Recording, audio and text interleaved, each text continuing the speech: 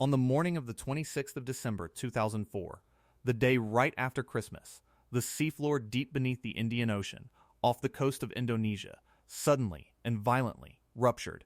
It was the third most powerful earthquake ever recorded anywhere on Earth, and it tore open a crack in the planet's crust well over 800 miles long. The ground shook for nearly 10 entire minutes, one of the longest durations of shaking ever observed in all of history. But here is the strange and the terrible thing. Almost no one in the many countries that were about to be utterly devastated felt a single thing. Because the disaster that was now coming for them would arrive not as an earthquake at all, but as a wall of water. It was racing outward, silently, across the entire ocean, toward the crowded holiday beaches and the quiet coastal villages of a dozen different nations, where well over 200,000 people were simply going about an ordinary morning, with absolutely no idea whatsoever that it was coming. Because here, unlike almost anywhere else on the entire planet, there was no warning system at all. This is the story of the deadliest tsunami in all of human history. Before we go any further, if this is exactly the kind of story you came here for, take just 1 second to subscribe. A lot of folks watch these all the way to the end and simply forget to, and it genuinely helps this channel keep making them. Alright, let's begin. So what exactly had happened that morning deep down beneath the Indian Ocean? Well, off the western coast of the Indonesian island of Sumatra, there lies a place known as the Sunda Trench, one of the great subduction zones of the entire world, a place where one of the Earth's vast tectonic plates is being slowly forced down and under another.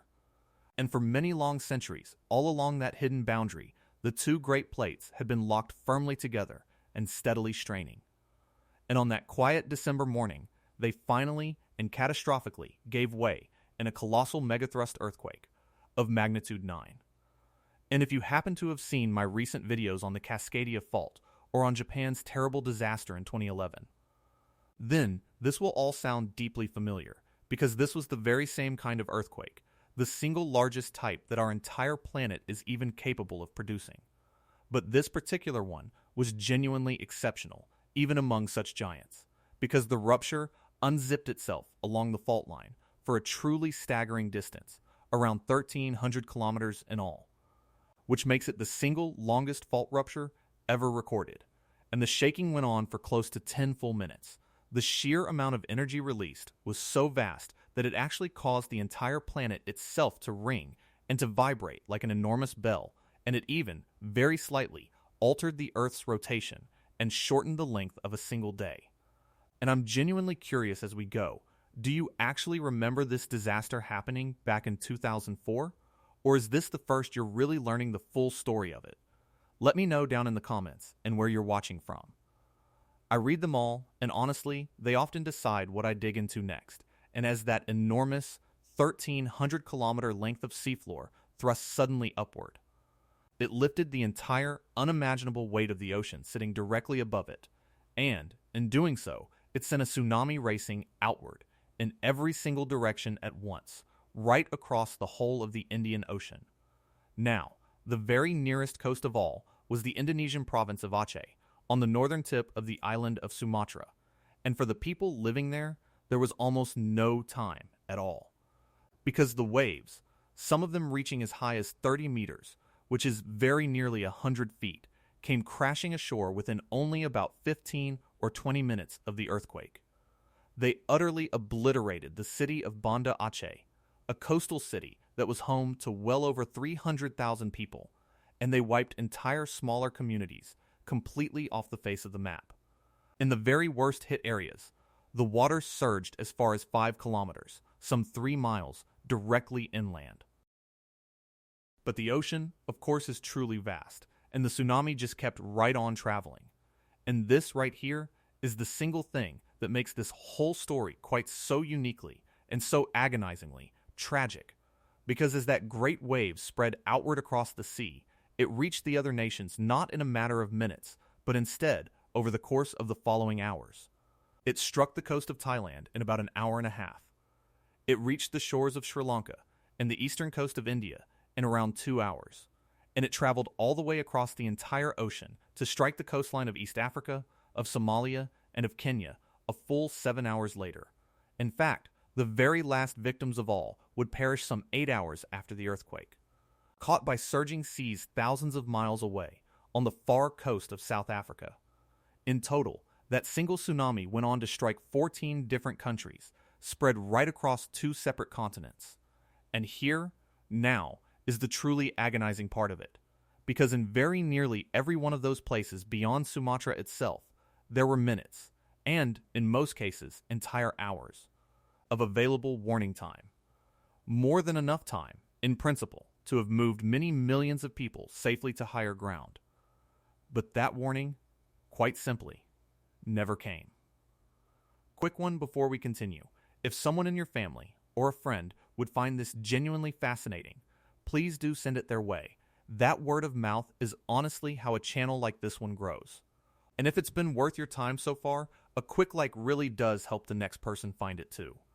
Because, quite unlike the Pacific Ocean, which had already been carefully ringed with tsunami sensors and dedicated warning centers ever since the 1960s, the Indian Ocean, back in 2004, had no tsunami warning system in place whatsoever. None at all. It had simply never been thought to be necessary. Because genuinely destructive tsunamis in the Indian Ocean were so very rare that the entire region had come to be considered, essentially, safe from them. And so, when that great earthquake finally struck, and seismologists all around the world instantly detected it, there was simply no mechanism and no system and no established chain of communication in place at all. None that could actually get an urgent warning out to the vast coastal populations who now lay directly in the path of the wave. And so scientists, watching in dawning horror from places like Hawaii, frantically tried to reach officials across the region by telephone and by email, but with no real system in place to rely on, those precious hours simply slipped away. And the wave outran every last desperate effort to raise the alarm. And because so very few people living in the region had ever actually experienced a tsunami before, almost no one at all recognized the single crucial warning that nature itself did give them. Because just before a tsunami comes ashore, the sea will very often first draw back, retreating strangely and dramatically far out, exposing great stretches of the seabed and leaving fish stranded and flopping on the wet sand in an eerie and an utterly unnatural low tide. And all along the coast that terrible morning curious people, both tourists and locals alike, actually walked out onto that newly exposed sand to marvel at the strange sight and to gather up the stranded fish. They had no way of knowing that the receding water was in fact the tsunami itself, quietly drawing in its breath just before it struck. And then, only a few minutes later, the sea came back. But it came back not as a normal wave at all, but as a towering and a churning and an utterly unstoppable wall of black water. And it is worth pausing here to understand what a tsunami truly is, because it is nothing at all like the ordinary waves that we know from the beach. Because a normal wave is really just the wind. Pushing on the surface of the water, it rises up, it breaks, and then it is gone. But a tsunami is something else entirely. It is the entire depth of the ocean. From the surface all the way down to the seabed, set into motion at once, so that when it finally arrives, it does not simply break and retreat. Instead, the sea just keeps on rising and surging relentlessly forward, pushing further and further inland, sometimes for many long minutes on end. And then, just as terribly, all of that water has to drain back out again, dragging with it. Back out to sea, everything and everyone that it had swept up on its way in. It is that second, retreating surge that claims so very many of the lives. And what followed next, along many thousands of miles of coastline, is almost beyond the power of words to describe. On the crowded holiday beaches of Thailand, packed at the very height of the Christmas season, with tourists drawn from all around the world, the water swept in, without any warning at all. In the countless fishing villages all along the coasts of Sri Lanka and India, entire communities, living just a few feet above the level of the sea, were simply engulfed and erased. In one especially horrifying moment, a packed passenger train traveling along the Sri Lankan coast. A train that was known as the Queen of the Sea was caught by the wave and swept clean off of its tracks, killing over 1,500 people aboard it in what remains, to this very day, the single deadliest rail disaster in all of history. And everywhere, all across the region, the water took above all others the most vulnerable of all, the elderly and the very young. So very many of the dead were children, children who simply could not hold on, or could not climb, or could not possibly outrun the water. And when the sea had finally, at last, receded for the very final time, the sheer scale of the loss was almost impossible to comprehend, because around 230,000 people in total were now dead. Spread right across those 14 different countries, it was, by a grim and terrible margin, the single deadliest tsunami in all of recorded human history, and one of the deadliest natural disasters of any kind anywhere in all of modern times. Indonesia had borne the very worst of it, with well over 160,000 lives lost in the province of Aceh alone. Sri Lanka lost more than 35,000 of its people, India over 16,000, and Thailand more than 8,000. And, on top of all of that staggering death, very nearly 2 million more people had been left utterly homeless. And yet, even within all of that overwhelming darkness, there were also a few genuinely extraordinary points of light. And, remarkably, they all seemed to share one single and very powerful common lesson. Because in a small handful of places, people actually survived, precisely and only because they happened to know what that strange, receding sea truly meant. On one particular beach over in Thailand, a 10-year-old British girl named Tilly Smith had, just 2 short weeks earlier, happened to learn all about tsunamis in a geography lesson back at her school. And so, when she saw the sea that morning suddenly begin to recede and the water start to froth and to bubble strangely, she recognized those warning signs almost instantly, and she began screaming at her parents that a tsunami was coming. Her family quickly raised the alarm, and that entire beach was cleared of people in time, and as a direct result, around 100 lives were saved.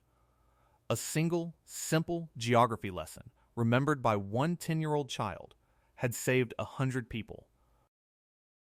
And on the small Indonesian island of Simeulue, which lay absolutely terrifyingly close to the earthquake's epicenter, something truly remarkable happened. Because the people of that island still carried with them an old story, one that had been passed down carefully through the generations, all the way from the last time that a great wave had struck them, back in the year 1907. They even had a special word for it, in their local language, smong. And the lesson contained within that old story was as simple as it was absolute, that if the ground ever shakes hard and then the sea suddenly pulls itself back, you must run for the hills, immediately and without a single moment's hesitation. And so, when the great earthquake struck that morning and the sea began to withdraw, the people of Simeulue did exactly what their grandparents' story had always taught them to do. They ran, and on an entire island of some tens of thousands of people, an island sitting right beside the epicenter of one of the very largest earthquakes in all of history, only around 7 people, in the end, lost their lives. An oral tradition, very nearly a full century old, had reached forward through all that time and saved almost an entire island. In the aftermath of it all, the world responded with one of the single largest humanitarian relief efforts in all of history, with billions upon billions of dollars in aid pouring in from all around the globe to help the shattered nations slowly begin to rebuild. But the single most important and the most lasting legacy of the entire 2004 disaster was really this, that it finally forced the world to go and fix the very gap that had made it all so unimaginably deadly in the first place. Because in the years that immediately followed, the nations all around the Indian Ocean, working closely together with the wider international community, went and built the one thing that had simply never existed there before, a complete and a fully operational Indian Ocean tsunami warning system. A whole network of seismic sensors on land and of specialized buoys floating out in the deep ocean that are able to actually detect a real tsunami as it passes beneath them, all of it linked directly to dedicated warning centers, which can now issue urgent alerts to threatened coastal communities within just minutes. And so today, that very same disaster would of course still be a genuine tragedy, but this time, a warning would go out. And a great many of the people who died back in 2004, so many of whom had hours of completely unused time available to them, would now, instead, have a real fighting chance to reach the safety of higher ground. The dead of 2004, in a very real sense, bought with their own lives a warning system that now quietly protects the living. And it is worth remembering, too, that this was, in many ways, the first truly global disaster of its kind to be witnessed by the whole world, almost as it happened. Because those crowded holiday beaches had been full of tourists, many of them holding the early digital cameras and camcorders of the day, and so, for the first time, the raw and terrible footage of a great tsunami actually coming ashore was captured, and then shared, and then seen by hundreds of millions of people all around the world. And that shared sense of witness helped to drive one of the most generous outpourings of aid in all of human history. But the recovery itself, for the shattered communities of Aceh and Sri Lanka and beyond, was not the work of weeks or of months. It was measured, instead, in long, hard years, the slow rebuilding of entire towns and ports and lives, very often from almost nothing at all. So let me end, as I always try to, with genuine honesty and with real balance. First, it is genuinely important to understand exactly why the death toll climbed so catastrophically high that day, because it truly was not simply down to the raw physical size of the wave itself. It was, above all else, the total and complete absence of any warning at all. Because those countries that had entire hours of available lead time still went on to lose many tens of thousands of people who, with even the most basic of alerts, could very likely have simply walked, calmly, to safety. In fact, geologists have since estimated that around 80,000 of the dead along the coasts of India and Sri Lanka and Thailand could very probably have been saved had a working warning system only been in place. And that was, in the end, a genuinely preventable failure, and it is, mercifully, a failure that the world has very largely gone on to correct. A tsunami of this very same size, striking today, would still be deadly, yes, but it would almost certainly not kill on anything even remotely like the same terrible scale. Second, that tragic gap, as awful as its consequences were, was in a certain sense at least understandable, because genuinely destructive tsunamis in the Indian Ocean really had been so exceedingly rare that almost no one had ever seriously thought to prepare for one. It was, much like Japan in 2011, far more a failure of imagination than it ever was a failure of simple negligence, the quiet, and the comfortable assumption that because a certain thing had not happened within living memory, it therefore simply would not happen at all.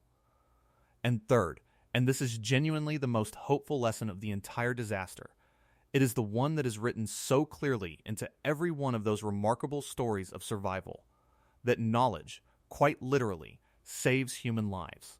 The schoolgirl who remembered her lesson, the island that remembered its ancient story.